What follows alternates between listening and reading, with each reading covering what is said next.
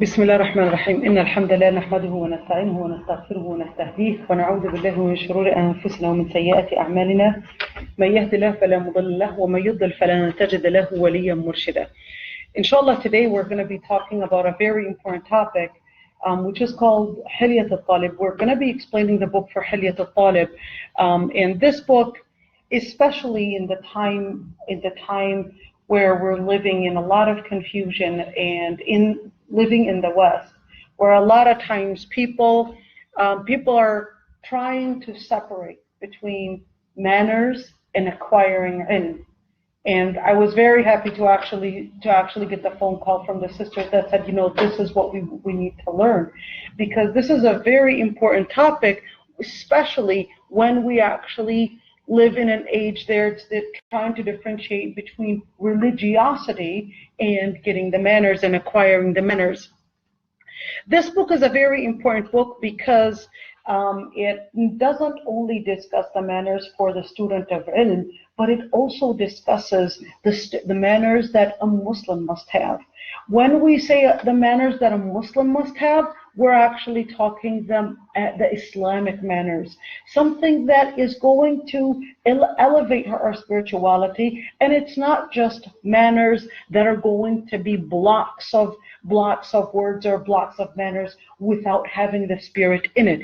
Now, one thing about the author, Bakr Abu Zayd, he's an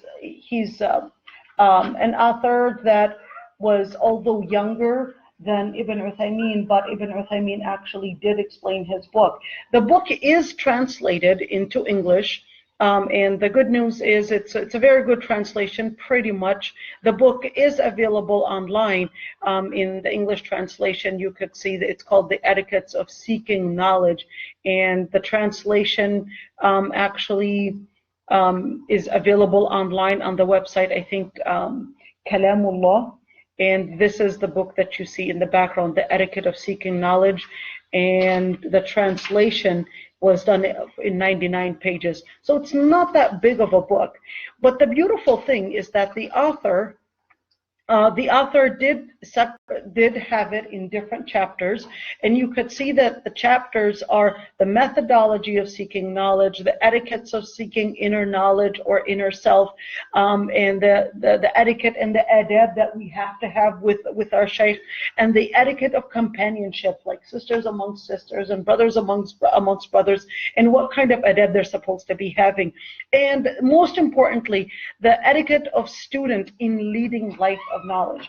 Right now, as Muslims, we're pretty much each and every single one of us is supposed to be taking the role of being leaders in this community, whether you are part of MSA or whether you're not part of MSA, and finally adorning yourself with the implementation of knowledge. We're going to be discussing each and every single one of us, one of these categories.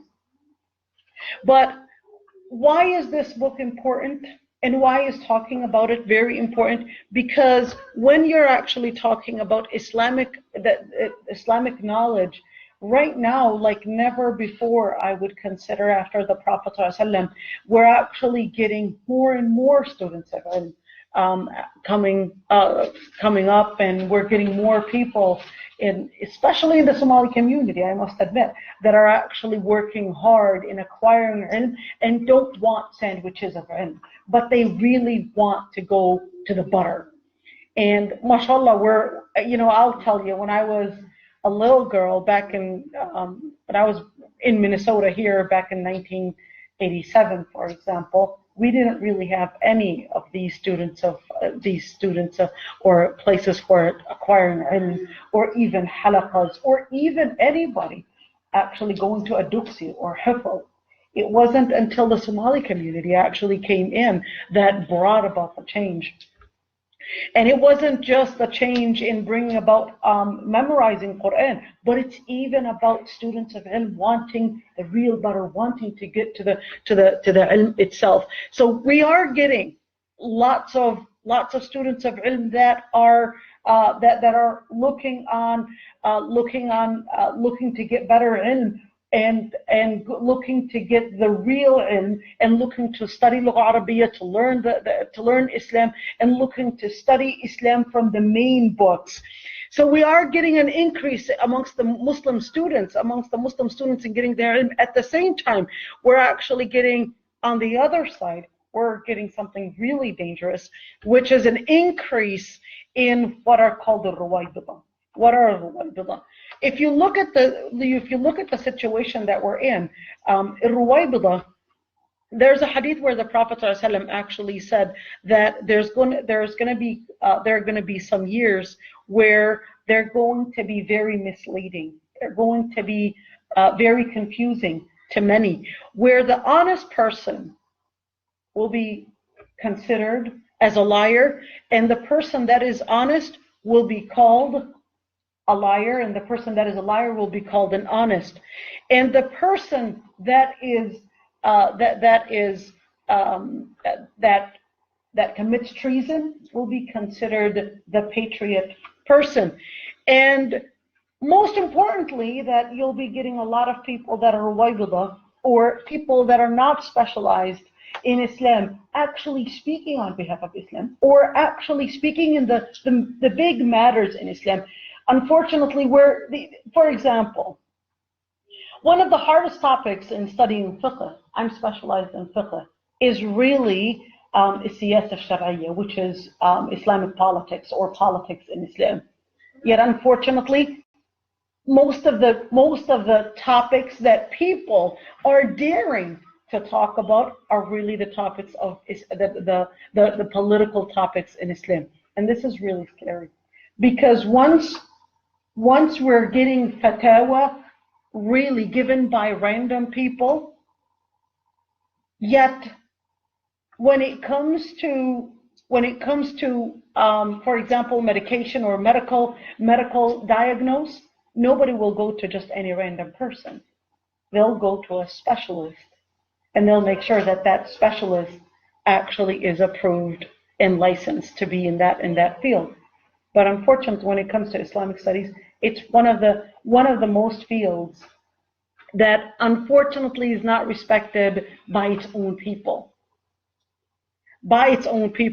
And unfortunately, a lot of times we're actually seeing the people that are not specialized, that are actually coming up in speaking, but are actually put in those positions of leadership.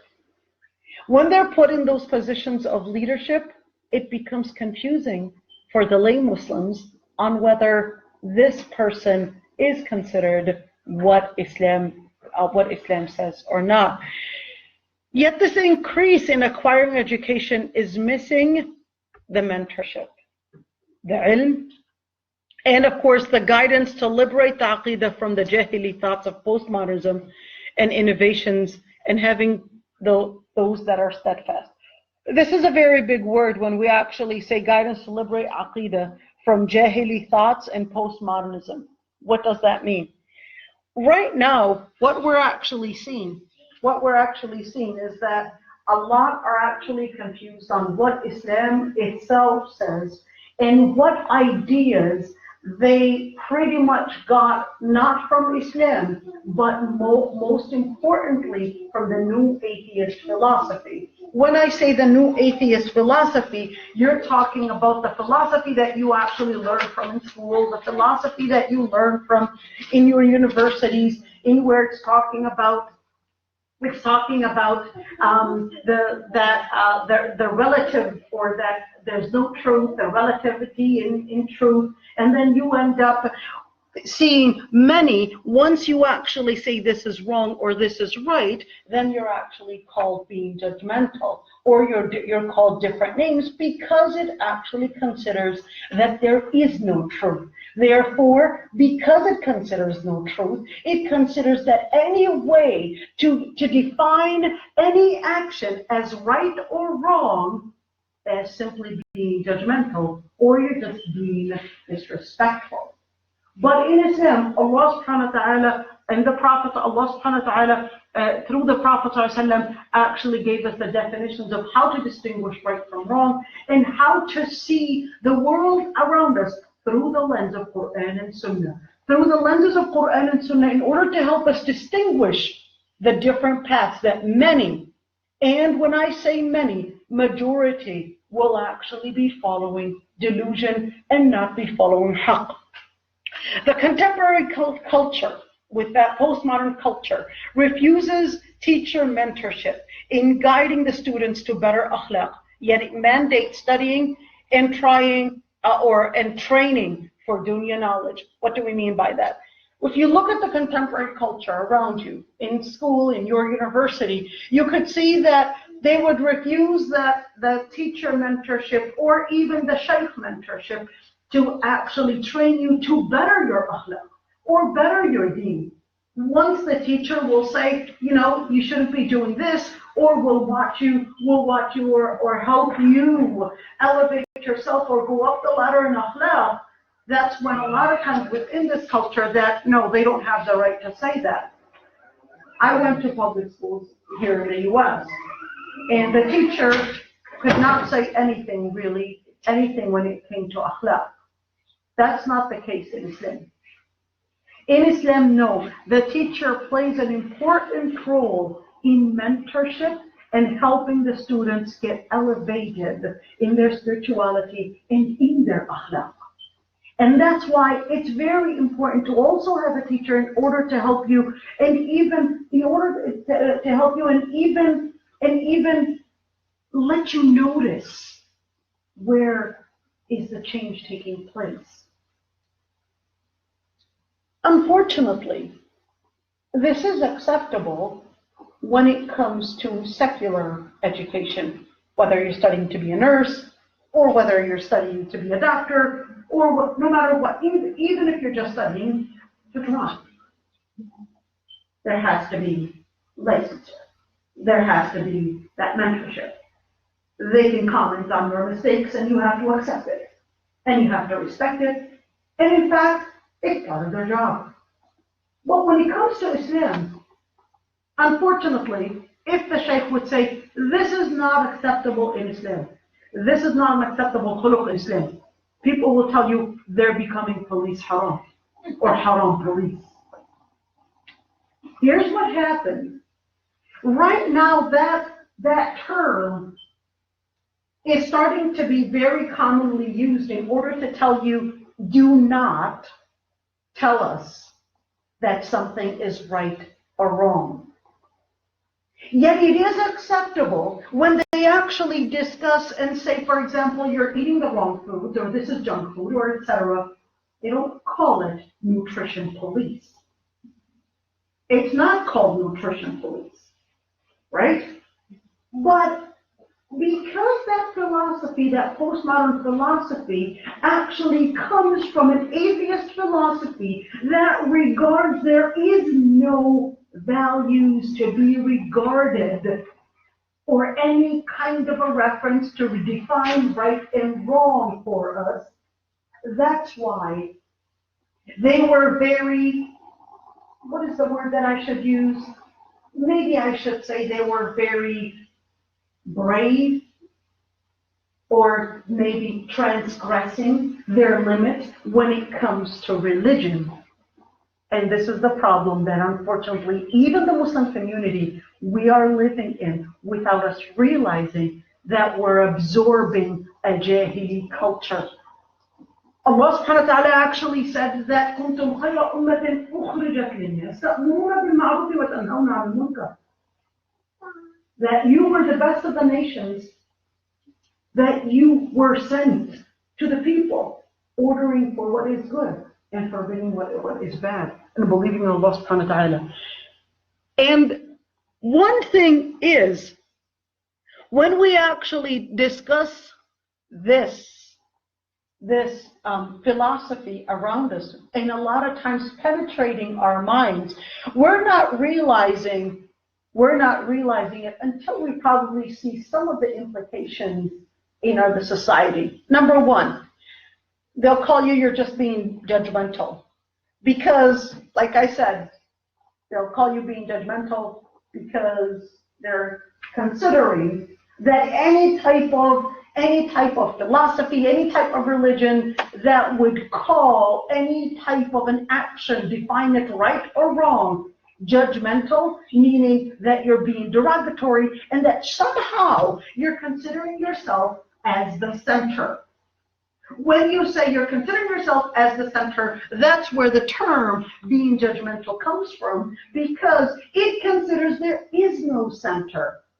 But in Islam, no, the center is Islam. As a Muslim, believing in Allah subhanahu wa ta'ala and believing in Muhammad ibn Abdullah being the messenger of Allah subhanahu wa ta'ala, I go back to the Quran and Sunnah to help me define right and wrong. And of course, when we actually talk about a lot of times, people not realizing what definitions are right and wrong and how do we define it. This actually led to many unqualified teachers teaching Islam.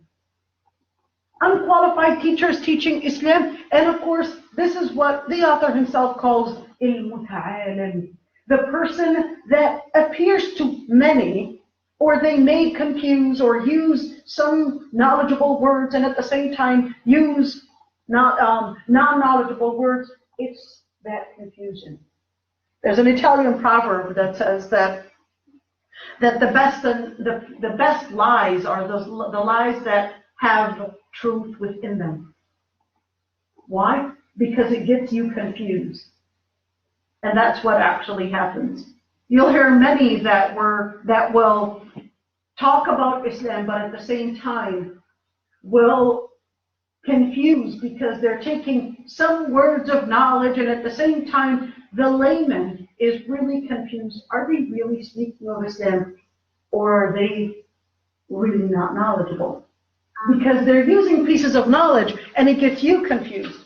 Now that's why that actually led to many students lost in their path of knowledge, because guess what happens? What happens is that even the community, even the media, is not necessarily looking for the ilm as much as it's looking for those that are famous and eloquent speech. And this is very dangerous, because when you're actually talking about looking for the famous ones, it's not necessarily those that have the ilm that are out there. You have to seek the ilm from those that have ilm, and sometimes they can be, let me call them, not the very famous ones. Now, Islam, when we talk about the adab of Talib al Ilm, we're not discussing just a very solid ilm. That's not what we're talking about. We're actually discussing spirituality.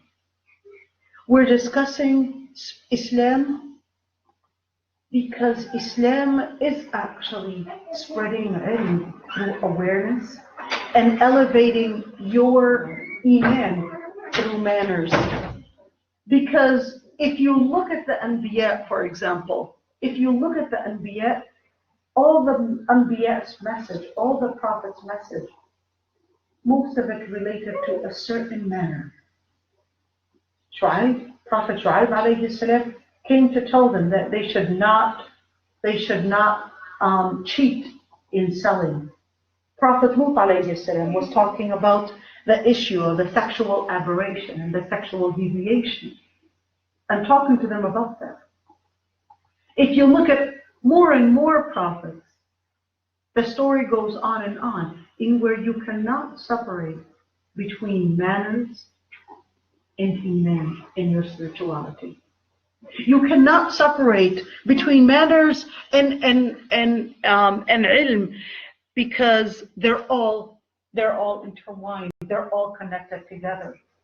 And that's why even if you look at the adab, or if you look at the pillars of Islam, the pillars of Islam are actually related to Allah of akhlaq. When we're talking about shahada, we're talking about the salah, there's some spirituality, but you're also talking about siyam in order to help you gain that spirituality within you in order to gain that capacity to face a lot of the different manners that are taking you down. Zakat, it's about a manner that is teaching you between the spirituality of giving up on the wealth in order to give it to those that did not acquire it, to teach you the adab and the spirituality of giving, the spirituality of not holding on to the wrong thing, holding on to your Islam even if it means giving up on the stuff that you yourself acquired. Now, ilm is the path of iman, guidance and discipline. What do we mean by that? Generally, when you seek ilm, it's not just a moment of, okay, I'm just going to get tested and move on. But it's actually trying through ilm. This is how you're going to gain your iman. This is how you're going to gain your love for Allah subhanahu wa ta'ala. This is how you're going to gain the guidance, because there's absolutely no way that you can gain the guidance if you don't actually take the movement to learn how to find your path. But at the same time, you may know the route or the route to your destination. But if you do not take the route, if you do not practice that route, you have not gained the discipline. Discipline is spirituality. You have to practice, but in order, just like when you're going in any way, if you're going anywhere, whenever you go to any place, in order for you to know where you're going, you first have to know the map to it. Knowing the map, it doesn't necessarily tell you that you have got to your destination or that you reached it. You got the map, but the map is supposed to help you get to your destination. In order to get to your destination, you have to follow the map.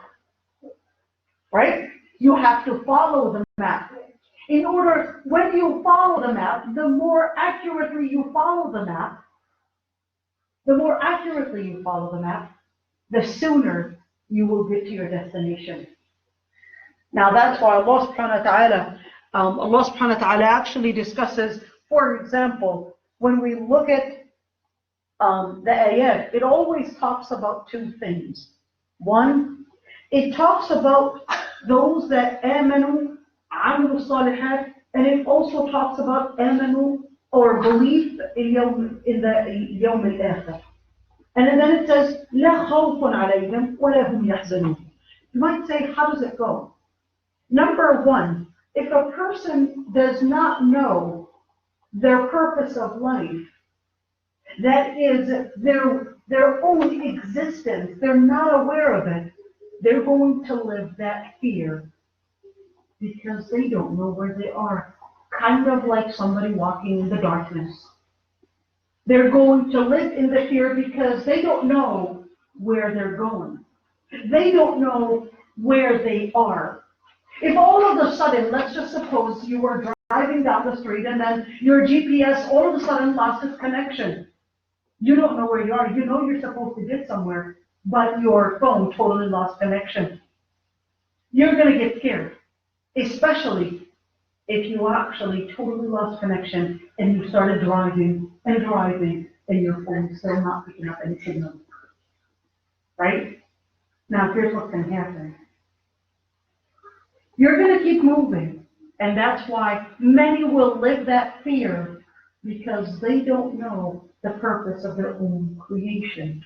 So Allah subhanahu wa ta'ala said they're going to be living in fear. At the same time, the person that doesn't know where they're heading, the destination that they're going to, which is in yawm al-akhir, they're going to be living in sadness. And that's why, if you look at the community around us, depression is always on the rise. Why is depression on the rise? Even though all the means for happiness, according to at least the materialistic studies, are there. We've got the health, we've got the food, we've got the water, we've got clean water, we've got food, we pretty much have everything. Yet why is it on the rise, despite the fact that all the materialistic factors are there?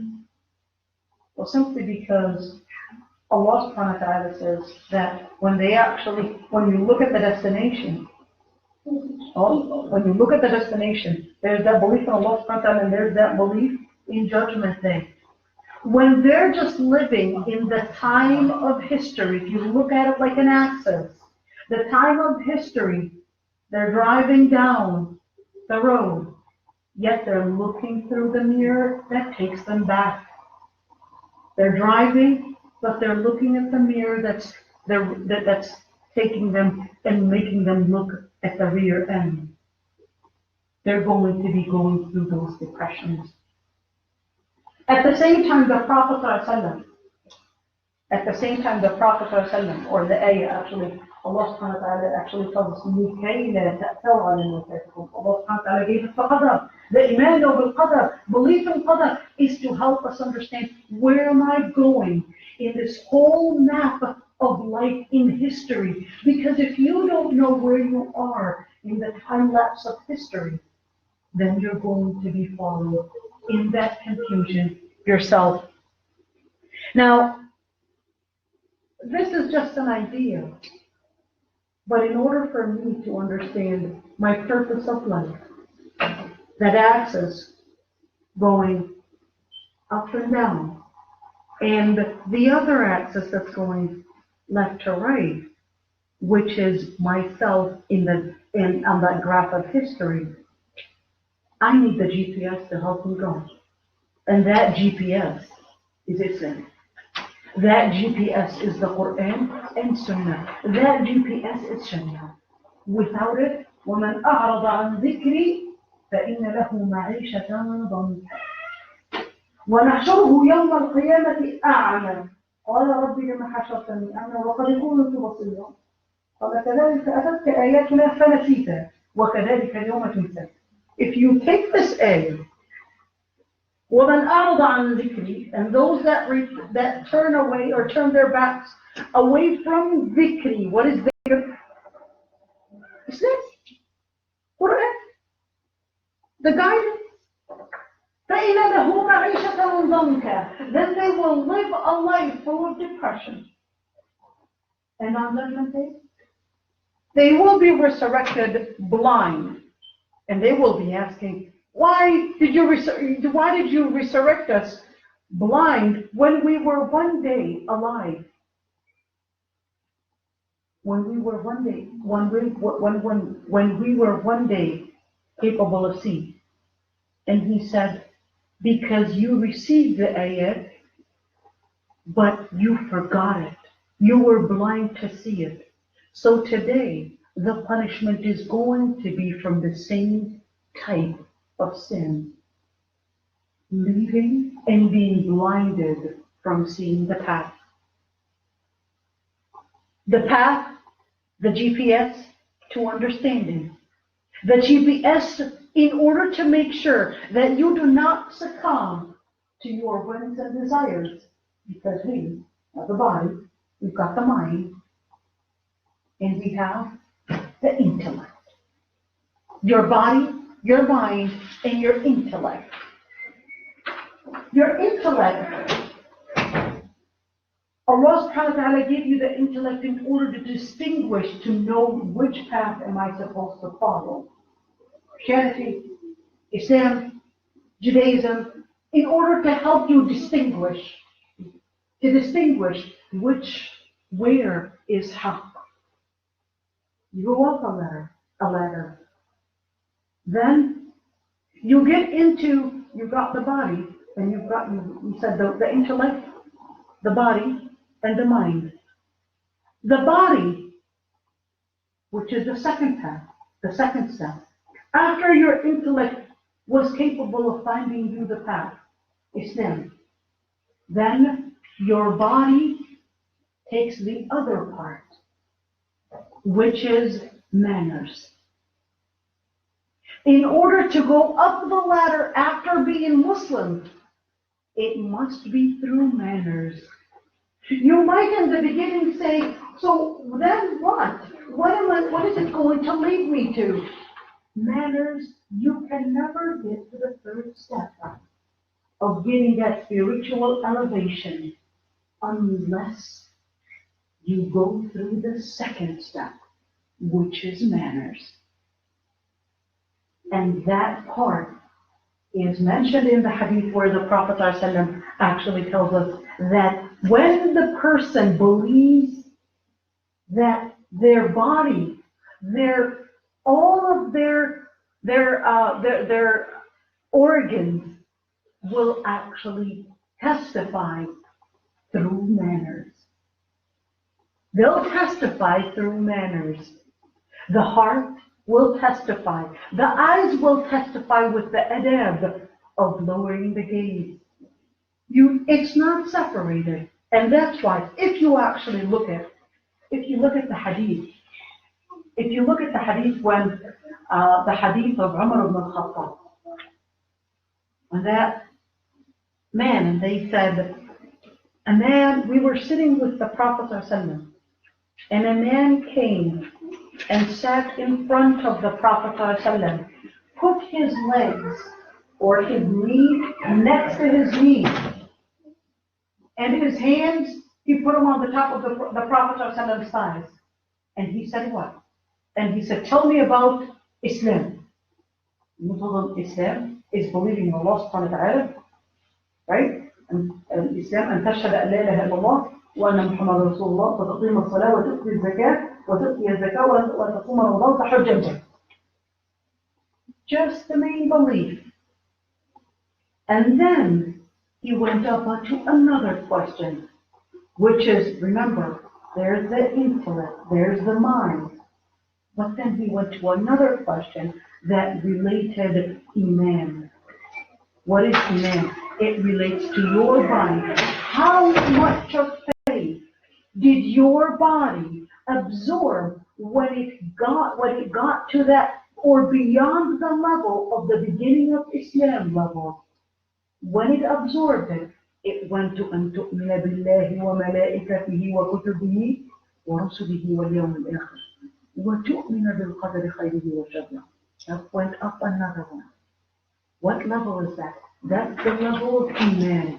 That's the level of a higher level of faith. That's when your body has practiced those akhlaq of salat, siyam, zakat, hajj, etc. It practiced those akhlaq, and then finally the level of the top level, which is the level of spirituality.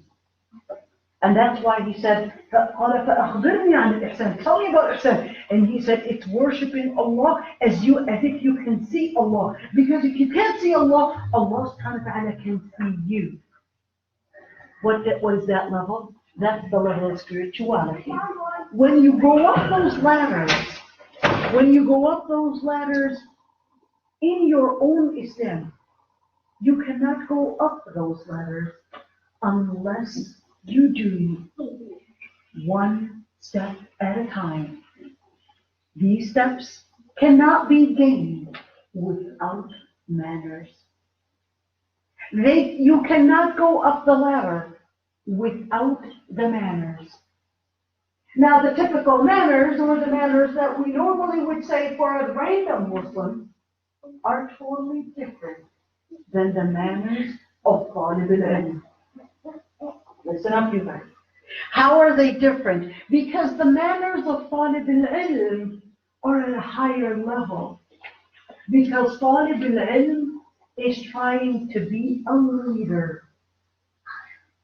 Right? Talib al Ilm is trying to be a leader. He's not any random Muslim that is just trying to seek the fastest thing. Just like that A'rabi comes to ask the Prophet ﷺ, أَرَأَيْتَ إِذَا أَحْلَلْتُ الْحَلَالِ. Do you see if I only did the halal, if I only صليت الصلوات المكتوبات, if I only prayed the 5 daily prayers, and I fasted Ramadan, وأحللت الحلال وحرمت الحرام, أدخل الجنة. If I only fasted, only prayed my salat, fasted, and I did the halal and left the haram. Will I enter Jannah? Yes. And the other Sahabi, the other Arabi that came to the Prophet ﷺ, the other Arabi that came to the Prophet ﷺ, and he was just asking, Hal alayya ghayraha? Just asking. Whenever the Prophet ﷺ would tell him, like, you would have to your prayer salawat. He would say, Hal alayya ghayraha? Do I have to do anything else? He would say, fasting. Do I have to do anything else? And then he continued. And then he said, I'm not going to add anything else. The Prophet ﷺ said, Aflaha, wallahi in sadaq, or in another narration, Aflaha wa abihi in sadaq. Now, if you look at that, that's not what the rest of the Sahaba were seeking. The rest of the Sahaba were at a higher level. The rest of the Sahaba were seeking a level of being role models. And this is discussing the level of a role model, not the level of a random Muslim. Now, one thing I would want to say is that I too am learning from this, because I too am part of the I too also need that remembrance, and so do all of us. When we actually look at those books, they used to be taught with the curriculum itself. Like when the scholars used to teach fiqh, they would have the books, a curriculum talking about adab al-mustafti. When they would teach hadith, adab al-muhaddith. When they would teach Quran, adab hamalat al-Quran, the adab or the manners of those that are holding the Quran. It came with the curriculum. It wasn't separate. It was part of it. Now, the Prophet ﷺ himself actually handed down to the scholars these adab. They were not separate whatsoever. And that's why the Prophet ﷺ, for example, here it is. The Sahaba are sitting in the masjid. A man comes in and actually urinates in the masjid. Inside the masjid, where everybody else is praying. Now all the Sahaba, they acted their normal human self. They all got up and started rebuking the man, scolding the man. How can you actually do such a thing? But the Prophet ﷺ just told them, دعوه, leave him. وَادْلُوا عَلَيْهِ ذَنُوبًا مِنَ الْمَاءِ, or وَادْلُوا عَلَيْهِ ذَنُوبًا مِنَ الْمَاءِ. Just put a bucket of water over the urine. That's it. Or else he'll never do it again. Meaning that he'll probably have some kind of a disease. Let him finish it. We'll talk to him later. All right? He finishes it. The Prophet ﷺ comes over. And the Prophet ﷺ is teaching that Arabi, that man, that was more of a Bedouin. The Prophet ﷺ is teaching him that this place, you shouldn't be doing this. This is a place for tahara, etc. Now the man, he acted his own self. And he said, Ya Allah, let me and Muhammad enter Jannah ﷺ, and don't let anybody enter with us. Wanted everybody else to go to hellfire. Don't let anybody else enter Jannah. Now, if you actually look at how the Prophet ﷺ reacted with the man, the Prophet ﷺ was reacting as a leader. He was acting as a leader to teach the Sahaba that part, which not necessarily the Prophet ﷺ was not acting like any random person, but he was also acting as the leader to teach the Sahaba those points. And that's why even Allahu Akbar, Allahu Akbar, Allahu Akbar,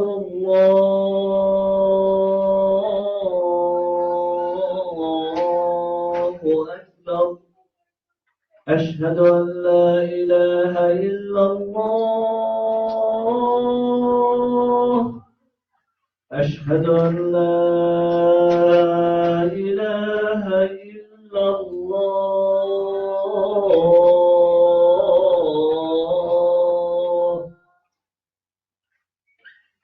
أشهد أن محمدا رسول الله. أشهد أن محمدا رسول الله.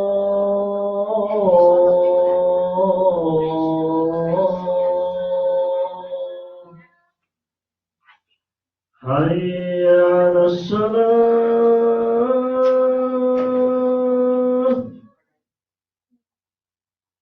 حي على الصلاة.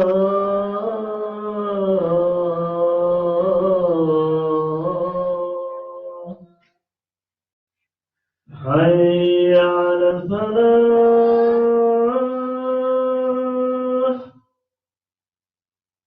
حي على الفلاح.